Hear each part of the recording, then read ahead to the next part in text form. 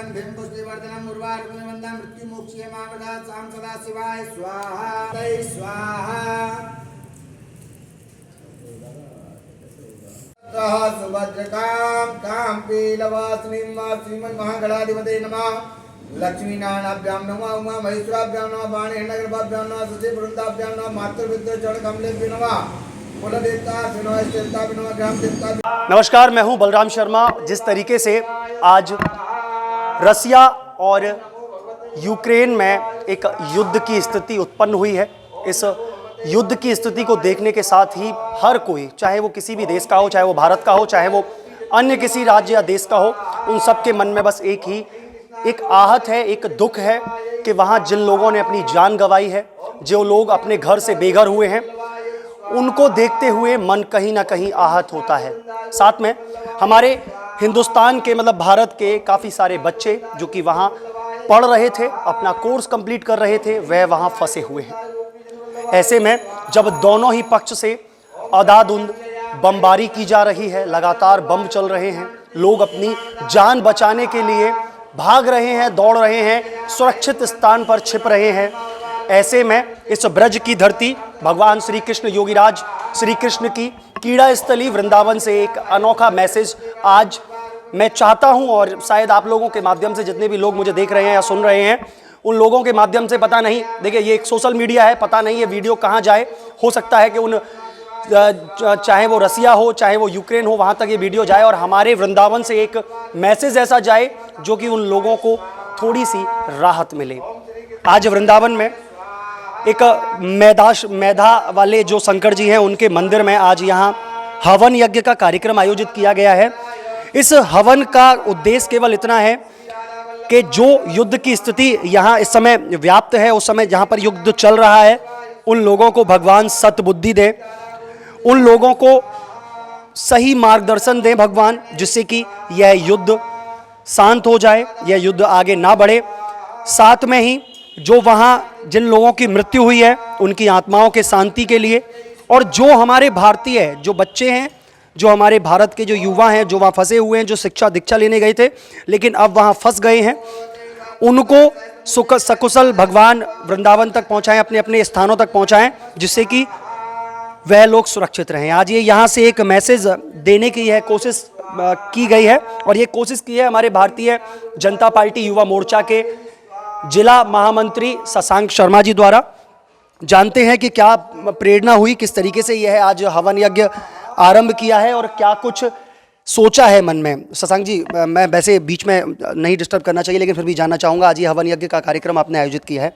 क्या मनसा थी कि जो यूक्रेन में इस समय यूक्रेन और रसिया के बीच जो युद्ध का माहौल चल रहा है, क्या उन लोगों को सद्बुद्धि दे जिससे कि ये युद्ध शांत हो, साथ में जो लोग वहाँ जिनकी मृत्यु हुई है सैकड़ों की संख्या में,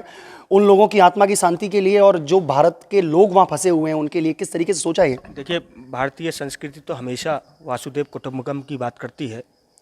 और ये स्थिति ऐसी है कि पूरा विश्व जो रशिया और यूक्रेन के बीच में जो चल रहा है विवाद और जो युद्ध जैसी स्थिति पैदा हुई है, तो हम भारतीय संस्कृति को मानने वाले, सनातन संस्कृति को मानने वाले पूरे विश्व की शांति के लिए आज हमने हवन रखा है। हम हवन के माध्यम से सद्बुद्धि मिले,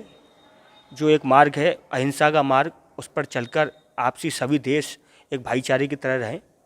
और जो भारतीय छात्र हमारे यूक्रेन में फंसे हुए हैं उनकी सकुशल वो भारत लौटे, उनके लिए ये हवन के आयोजन हमने भारतीय जनता युवा मोर्चा ने किया है। और हम विश्व शांति के लिए आग्रह करते हैं कि पूरा विश्व एक दूसरे को सद्बुद्धि दे, कोई भी ऐसी अगर युद्ध की स्थिति बन रही हो वो टाली जा सके, क्योंकि देश कोरोना से जूझ चुका है। अब ये युद्ध की स्थिति आती है तो पूरा विश्व टूटने की कगार पे आ जाएगा, ये विश्व युद्ध पैदा होने की कोशिश हो सकती है, तो इसको रोकना चाहिए। हम तो ठाकुर जी से, भगवान से यही प्रार्थना करते हैं कि ये जो स्थिति बन रही है इसको कैसे भी रोका जाए, टाला जा सके। देखिए, वाकई में ये धर्म, वृंदावन धर्म और प्रेम की नगरी कही जाती है। वृंदावन एक आस्था की नगरी है, वृंदावन एक प्रेम की नगरी है। भगवान श्री कृष्ण और राधा रानी के प्रेम के साक्षात प्रमाण हमारे वृंदावन में है, और ऐसे में यहाँ पर हमारे वृंदावन में यूक्रेन की महिला, कल एक हमारे चर्चित चैनल ब्रज ई अखबार, जो कि अनूप शर्मा जी द्वारा संचालित किया जा रहा है, उस पर एक टॉक लगाई गई थी,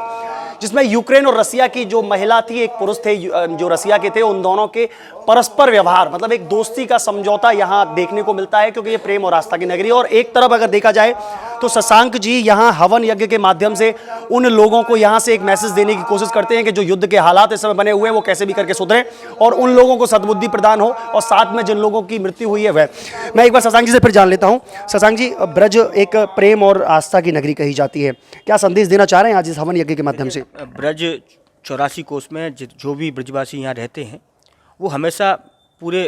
भारत में और पूरे विश्व का मार्गदर्शन करने के लिए भगवान श्री कृष्ण ने प्रेम का संदेश इस ब्रज से ही दिया था, इस वृंदावन की गलियों से ही दिया था। वो पूरे विश्व में आज जानने हैं। सनातन संस्कृति, हर देश में सनातन संस्कृति को मानने वाले लोग पैदा हो रहे हैं और सनातन संस्कृति के प्रति उनका भाव, जो एक अहिंसा का भाव, राष्ट्रीय चेतना का भाव, राष्ट्रीय प्रेम का भाव, सनातन संस्कृति ने पूरे विश्व को जोड़ने का काम किया। उसी श्रृंखला में हम इस हवन के माध्यम से पूरे विश्व की शांति के लिए प्रार्थना कर रहे हैं। हमारे साथ में आचार्य कृष्णकांत जी हैं, बहुत अच्छे आचार्य हैं और उनके मार्गदर्शन में ये हवन हो रहा है और इनका मार्गदर्शन इस सनातन संस्कृति के लिए बहुत है, तो ये ज़्यादा बेहतर उसको आपको बता सकते हैं। तो मेरा आग्रह है कि ये कृष्णकांत जी इस विषय को बताएं। जी बिल्कुल, मैं कृष्णकांत जी के बाद बिल्कुल जाऊँगा। कृष्णकांत जी, जिस तरीके से हवन यज्ञ आप करा रहे हैं, तीनों चीज़ें हैं। एक तो हमारे जो बच्चे वहाँ फंसे हुए हैं वह सुरक्षित सकुशल हमारे अपने अपने घर लौट जाएं, ये एक मनसा है मन में। एक यह मनसा है कि जो लोगों की वहाँ मृत्यु हुई है, उस बमबारी में जो लोगों की मृत्यु हुई है उनकी आत्मा को शांति मिले, और साथ में जो इस समय हालात उत्पन्न हुए हैं, जो तीसरे विश्व युद्ध की तरफ एक आगाह कर रहे हैं कि ये तीसरा विश्व युद्ध हो सकता है, तो उनको सद्बुद्धि मिले। क्या यही प्रेरणा लेकर के आप लोग हवन यज्ञ कर रहे हैं? बिल्कुल, देखिए हम इसीलिए ही ये प्रेरणा लेकर के और अपने राधा रानी से, बांके बिहारी जी से यही प्रार्थना करते हैं कि हमारा विश्व, क्योंकि भारत तो हमारा है ही, बाकी विश्व भी देखो हमारा है ना, और हमारे विश्व में शांति व्याप्त रहे और ऐसी शांति व्याप्त रहे, इसीलिए हम भगवान से प्रार्थना करते हैं और उनके लिए ये हवन कर रहे हैं। क्योंकि देखो, सर्वे भवन्तु सुखिनम, सर्वे सन्तु निरामय, सर्वे भद्राणि पश्यन्तु माँ फलेषु कदाचन। गीता में लिखा हुआ है, गीता में भगवान ने बोला है कि सभी लोग, जब तक सभी लोगों के लिए आप सोचेंगे, सभी की कामना करेंगे, जब ही आपको ये फल मिलेगा। इसलिए ये हम सभी की कामना से, सभी की उत्तम स्वास्थ्य और भगवान सबको दीर्घायु प्राप्त करे और वहाँ पे शांति व्याप्त रहे, इसी कामना के साथ में हम यहाँ पे हवन यज्ञ कर रहे हैं। जी बिल्कुल, आज ये हवन यज्ञ, मैं आपको एक चीज़ और बता दूँ, ये हवन यज्ञ महाशिवरात्रि